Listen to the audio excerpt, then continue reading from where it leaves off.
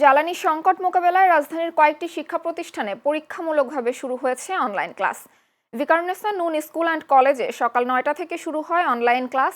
এছাড়া রাজধানীর আরও কয়েকটি কলেজের শিক্ষকরা নিজ নিজ ক্লাসরুমে এসেই ভার্চুয়ালি ক্লাস করান শিক্ষার্থীরা নিজ নিজ বাসায় বসে অংশ নেন এই ভার্চুয়াল ক্লাসে। শিক্ষকরা জানান, বৈশাখীর ছুটি থাকায় পরীক্ষামূলকভাবে কলেজ শাখায় ক্লাস শুরু হলেও পর্যায়ক্রমে স্কুলেও এই কার্যক্রম শুরু করা হবে। এছাড়াও সপ্তাহে ৩ দিন রবি, মঙ্গল, বৃহস্পতি অনলাইন এবং শনি, সোম, বুধ অফলাইন ক্লাস নেওয়া হবে বলেও জানান তারা। বৈশ্বিক জ্বালানি সংকট মোকাবেলায় দেশের মহানগরের স্কুল কলেজে অনলাইন ক্লাস নেওয়ার পরিকল্পনা নেয় শিক্ষা মন্ত্রণালয়। এ বিষয়ে মতামত নিতে অংশীজনদের সঙ্গে বৈঠকের পর অনলাইন ক্লাসের বিষয়ে সিদ্ধান্ত নেওয়া হয়। আমাদের আজকে প্রথম অনলাইন ক্লাস ছিল পরীক্ষামূলকভাবে।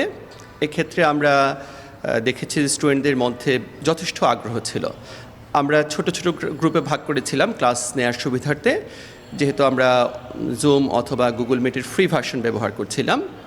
এই জন্য আমরা ক্লাসরুমগুলোকে 100 জন স্টুডেন্টের ছোট ক্লাসরুমে ভাগ করেছি। অ্যাভারেজে 60 থেকে 70% স্টুডেন্ট প্রেজেন্ট ছিল।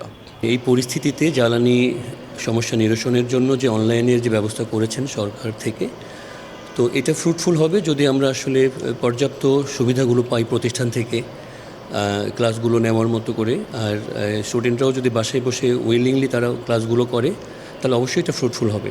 আমরা আজকে পরীক্ষামূলকভাবে সর্বপ্রথম একটা ক্লাস আমরা শুরু করেছি এবং কলেজের সব সেকশানে, সব বিভাগে, বিজ্ঞান বিভাগ, হিউম্যানিটিস, বিজনেস স্টাডিজ সব বিভাগেই ক্লাস হচ্ছে এবং পরীক্ষামূলকভাবে আজকে প্রথম।